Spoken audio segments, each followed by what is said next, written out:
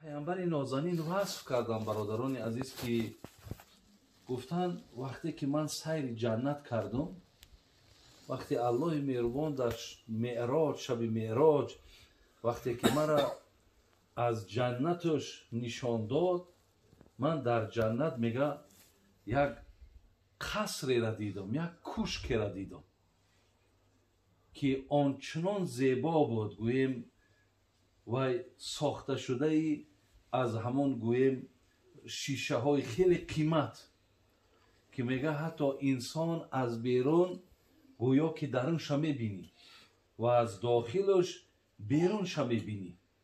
خلاص پیامبر نازنین گفتن اونهایی را که در جنت میبینی اونها را در دنیا دیده نمیشود و اونها هم هیچ وقت در ذهنی این نقشه کشوی ما هم نمیآید.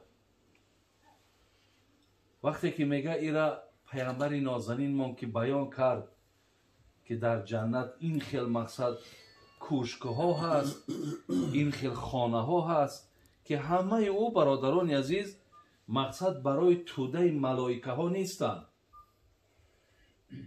اونها را مقصد الله مهربان در داخل جنت او را پر از فرزند آدم میکنن. وقتی ایرا که گفتن البته پیامبر اصحابش عاشق بودن، همه بگیم که طلبگار این خیل خانه بودن. میگه در همونجا مالک اشعری میگه حضور داشت، میگه قال مالک الاشعری لمن یا رسول الله، حضرت همین خانه را که وصف کردی آیا این نصیب کیا هستند، کیا در داخل این خانه می درآیند؟ برادران عزیز و گرامی، پیش از آنی که من برای شما بیان کنم که پیامبر برای کیها این چیزا برای اصحابش یا برای ما و شما گفته گذاشتن، البته از خواندن برادرمون قاری امرالدین و از خواندن برادرای قاریایی که در اینجا داریم که درباره مادر خواندن، حقیقتا اکنون هر کسی که مادرش در قید حیات های برادرها شاید وقتی این مصره ها را گوش میکنن مثل نفرهایی که مادرهاشون گذاشتن، مثل اونها گوییم در دلهاشون یگان گوییم یگان رحمی بگیم یا غم پیدا نمیشه. وقتی که مادر میگذاشته و یک سرود را، یک شعری را، یک رباعی را وقتی که در وصف مادر گوش میکنی و میخوانی، بسیار آدم برادران عزیز خیلی و خیلی پشیمانی ها قلبش فرا میگیرد. برای همین بسیار یک الله رحمت کنه این مادر هم که انشالله فرزندای خوب دارد و فرزندا هم خدمت کردن، اونها هم در فرزند خدمت کردن. ولی اینجا جمعیتی که حضور دارین، کسایی که مادر دارین برادران عزیز، کسایی که پدر دارین، به قدر این نعمت رسین. این برکت دنیا و آخرت شما هست. شاعر میگفت قدر مادر گر بدانی صاحب دولت شوی. قدر مادر گر بدانی صاحب دولت شوی. خاک پایش گر ببوسی داخل جنت شوی. حقیقتا برادر از به قدرش رسیدگی آدم دنیا و آخرتش آورده. و هر کسی که گویم اگر دو کفک دست مادر طرفش برداشته شید و در حقش دعا کرده باشد، این دعا حتما فرزند داخل جنت میکنه. ما در روایت ها داریم که میگه ایسیت عشق، ایسیت آبی چشم بسیار حذر کنیم. سه آبی چشم بسیار خطرناکه. یک تاش آبی چشم یتیمه، حرکت کنین یگان یتیمه گریه نکنین. دوم عشق چشم مظلومه، یگان مظلومه، مقصد یگان کسم وقتی که ظلم میکنین، وقتی بالاش ستم میارین، وقتی زورش میاد و آبی چشمش میریزه، از آبی چشمش سر بترسی. سوم گفتن از آبی چشم پدر و مادر بترسی. آبی چشم پدر و مادر هم برادر عزیز وقتی که اگر از حسابی بگیم بی آدابی ما شود، از حسابی بگیم که بی پروایی و بی ادبی ما شما شود، این آب چشم ما در بسیار مشکلات سخت میارد. برای همین از این سه چیز ما برادرای عزیز بسیار پرحذر باشیم. شاعر میگو آن که نور دیده و تاجی سر است، مادر است و مادر است و مادر است. حقیقتا برادرای عزیز نور دیدم هست، تاجی سرم هست. هر چیزی که اگر گویند حقیقتا مادر به این چیز برادرای عزیز لایق است.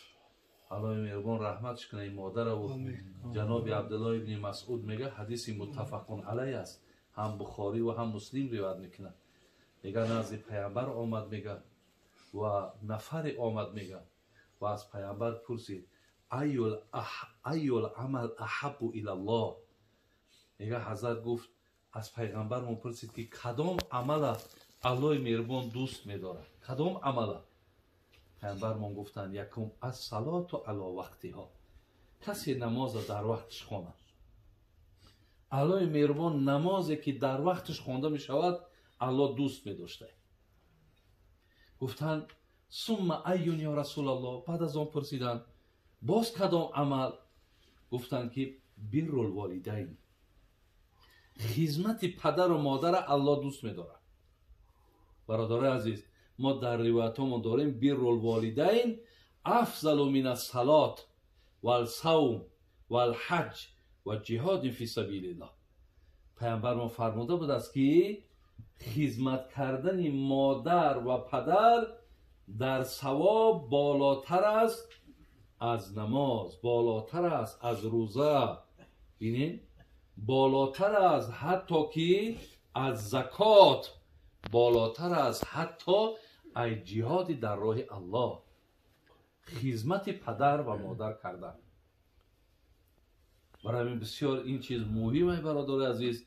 هر کسی هست به قدر نعمت برسیم. کسی نیست اگه چیزی که کردیم هر کسی دعای نیک شو نگیریم دیگه جای پشیمانی نیست.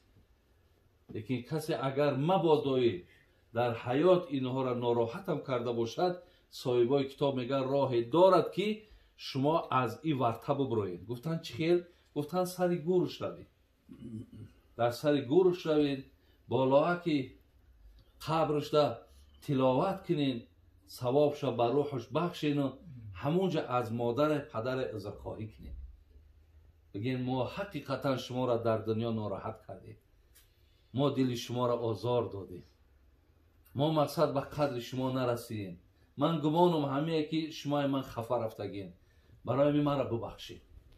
حتی صاحبای کتاب میگه در همون جمع رفته از اونا بخشش پرسیدن. برای انشاءالله گفتن شرطای دیگرش هم هست. گفتن مادرتان باشد دوگانه هاشد دایم در خانه دعوت کنید. اگر پدرتان باشد رفیقای پدرتان هم هیچ وقت مقصد از اونها رابطه را نکنید. با این سبب ما گفتن روح مادر و پدر از آن فرزندا خرسند می شود.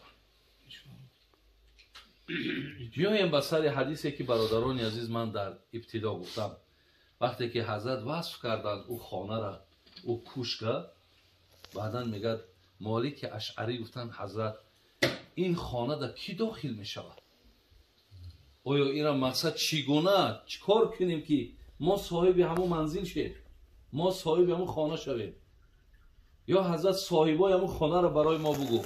برادرای عزیز 4 نفری را پیامبر در این حدیث نام بردن. گفتن یکم لیمن اطاب الکلام، یکم کسانی که در دنیا برادرای عزیز همیشه سخن نیک دارن. شما میدونید که با زبانم با کلمه نیکم ما گروهی از زیادی مردم دل برداری کرده میتونیم. ما میتونیم که با سخن درشتمان توده زیادی مردم هم خفا و ملال کنیم. در قرآن الله برای چی میگه؟ اعوذ بالله من الشیطان الرجیم لو کنت فظا غلیظ القلب لانفضوا من حولک. الله ربی ولی کلمه فظ بینین دو چیز گفت. اگر تو درشت سخن میشدی یا اگر سخت دل میشدی یعنی بیرحم میشدی، مردم از نزد تو همه پریشان میشد. در نزد تو هیچ کس نمیشی. یعنی پیامبر الله گفت که میدانی که در گردی تو برای چین قدر مردم جمع شدن.